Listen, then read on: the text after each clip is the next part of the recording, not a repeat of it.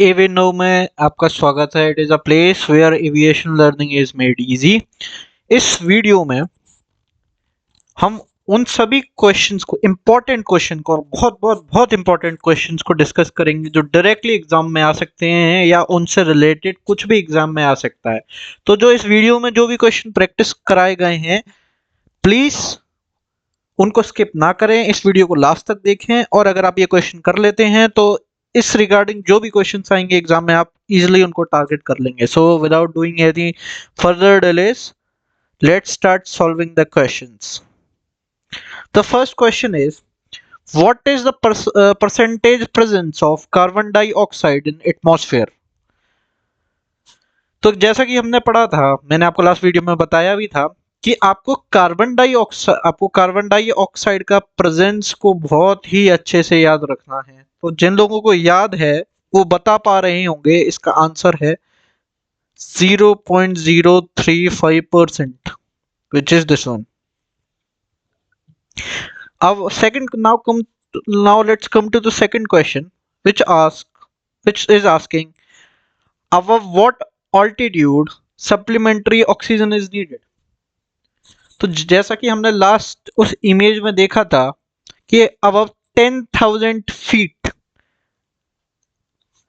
we need supplementary oxygen.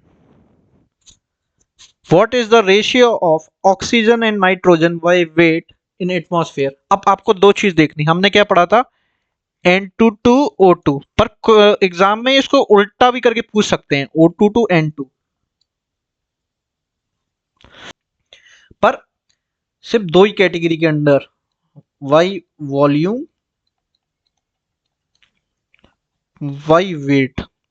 अब देखिए इस क्वेश्चन में क्या पूछा है, oxygen to nitrogen, by weight. अब आपको इसको याद करने का तरीका बता देता हूं आपको। जब हम N2 to O2 बात कर रहे होंगे वॉल्यूम, तो जिसका मतलब वेट किस चीज पर डिपेंड करता है, मतलब याद रखने के लिए जितना ज्यादा वेट वॉल्यूम होगा उतना ही ज्यादा तो वेट होगा, तो ज्यादा बड़ा कौन हुआ, वॉल्यूम। तो जब हम वॉल्यूम की बात करेंगे तो याद रखिएगा, वो तो मैं आपको, चलो इसके आंसर देने के बाद बताता हूँ। What is the ratio of oxygen and nitrogen by weight in atmosphere? हमेशा याद रखिएगा ऑक्सीजन नाइट्रोजन से हमेशा कम रहेगा।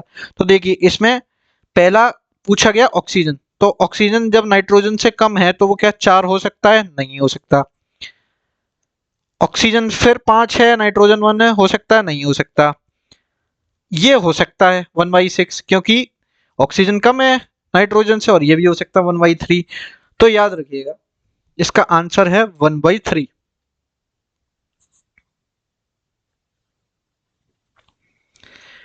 What is the ratio of, sorry this spelling, what is the ratio of nitrogen to oxygen by volume in atmosphere?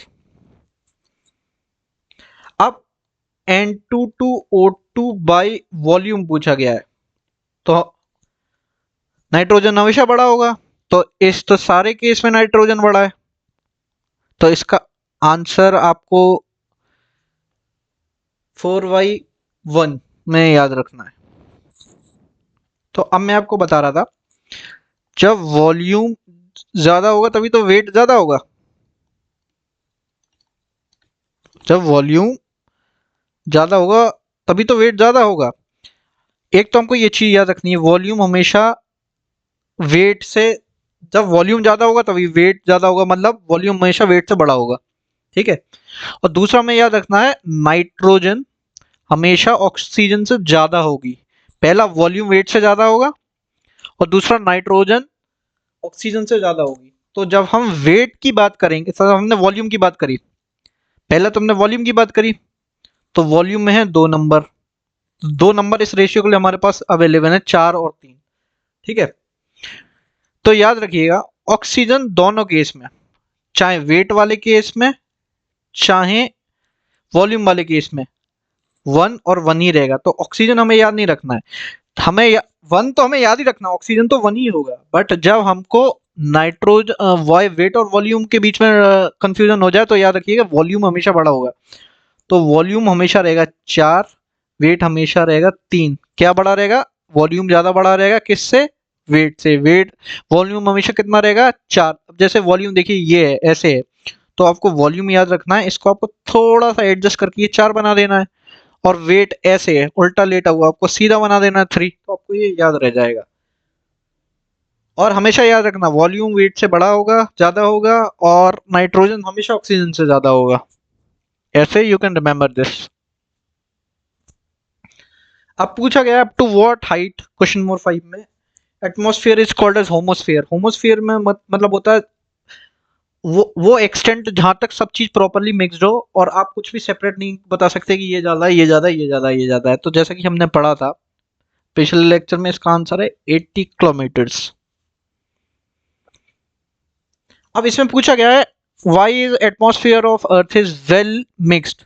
Well mixed क्यों है, तो उसका मैंने आपको बताया था, ना तो रोटेशन उसके पीछे रिस्पॉन्सिबल है, ना रिवॉल्यूशन, ग्रेविटेशन होगा उसके पीछे रिस्पॉन्सिबल। तो आपको बहुत अच्छे से याद रखना है कि जो लेक्चर्स के बाद ये क्वेश्चन कराए जाते हैं इनको स्किप ना करें। अगर आप इनको मगअप भी कर लेंगे ना तो भी आप एग्जाम में स्कोर कराएंगे। अगर आप ये क्वेश्चन कर रहे हैं तो नियरली आप मान के चलिए 4 से 6 नंबर का क्वेश्चन इससे डायरेक्टली आ सकते हैं। अब क्या आएगा that could not be stated clearly, but इसमें से आ सकता है, दैट इज फॉर श्योर।